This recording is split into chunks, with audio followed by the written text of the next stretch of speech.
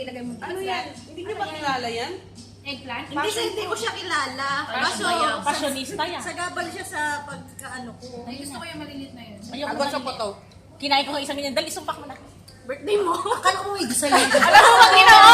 Wala. Mahina si Mahina. Alam mo sa akin anong ginawa ko. Daw niya, akin yung Nakawanan mo? Sabi mo, sinabi. Ha? Hindi bakit sinabi. Naka-video pala. Akala ko may design siya talaga. Eh, muy malaki yung part ng ano kay si Smith ha. Sinabing tinext niya sa akin. Ah, sige, sa'yo na yan. Ibigay mo lahat sa kanya. Yung kalahati kaya ano na, sa kanya. Happy birthday! Ilan ba tayo? 2, 4, 6. Happy birthday, Ria! Tayo magpalaro, tapos ikaw magbibigay ng prize. Ah, sige, sige. 2, 4, 6. Ayun, Fast talk tayo. Meron akong fast talk. sige, ano yun? Ay, hindi ko Fast dala talk pala. na. Hindi ko dala.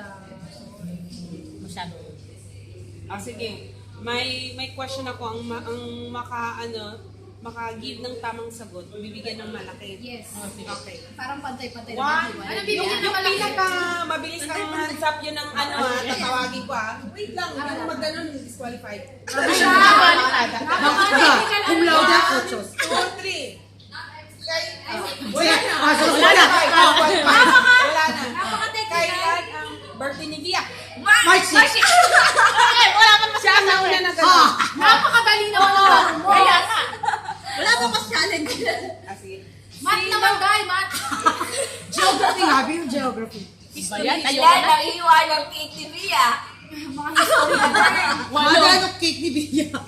Mga cake ni Bia sabi. 8. Ako ang may tamang sagot. Dapat tayo 7 pa lang. Hindi pa sa tatlo. Gagalunin pa niya ng tatlo. Sige, durugin nyo na para wala makuha yung tamang sagot ko. Hiniling na cake. Biniling na. Galing. Ikaw na rin na maglagay. Sa ibang lahi kaya di ba? Gaganyan, bibigyan sa sorry. Sinakay mo na. Oo. Ah, hindi. Sa atin na lang kami. Ah, sige. Ayun. Hindi, dito na si